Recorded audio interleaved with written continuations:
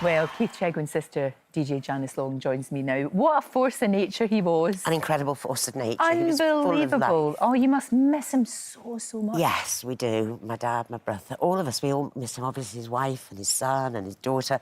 And it was just a shock, Lorraine. Yeah. It really, really was, because he just moved with Maria and Ted into this beautiful place in Shropshire to be near my dad and to be near me.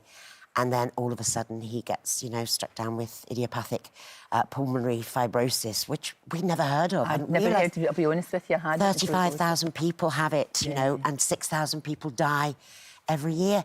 And it was such a shock to see him, this person that was full of life, deteriorate, and have him lying in a sick bed in the large kitchen at home so he could look out. Maria put the Christmas tree up. And just to see him deteriorate, and when you see him like that... Oh, and so full of life, to see him going... Yeah, that must have been hellish for everybody to watch that. It was horrible. He's one of the most optimistic, fun people that I've ever met. Well, do you know what? Being here today, it's like as though I've come up to another family. Yeah. And everybody's going, oh, I worked with Keith, and I did this with Keith. Your husband worked with Keith. Yeah, and he loved him. Everybody talks about him with such great affection. And of course, when he died, the response from everybody was just unbelievable. So we couldn't have asked for any more support. Sorry. I know, I can understand. Than we got. Because, he was, as I said before, a force of nature. He was full of fun. He was a little divil.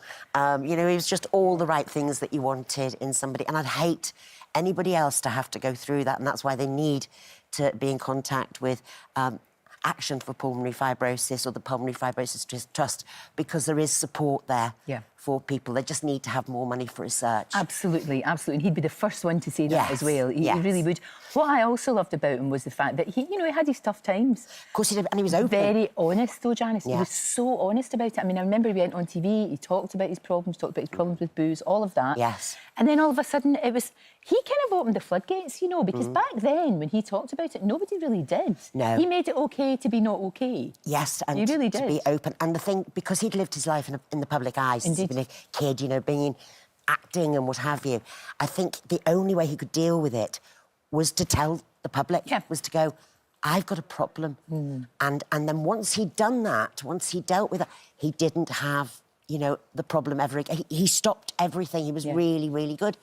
But that was his way of dealing with it. And he was always honest about everything. Oh, yeah, absolutely. He was. Keith was the go-to man for Mr. Fix-It. Right. Don't know how this works, gadgets and everything. And you could just go to Keith and he'd know the answer to everything. It's worse, I feel so sorry for my dad, because son going, it's not right. Not the way it's supposed to be. You're not supposed to lose your kids. No. You really know, and it doesn't matter what age.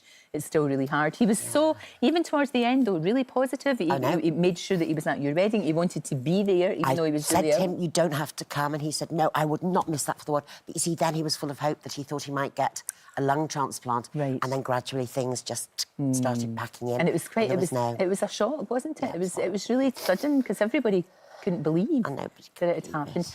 Today's going to be difficult for all of you. And I know every day is difficult, Janice, I can see that.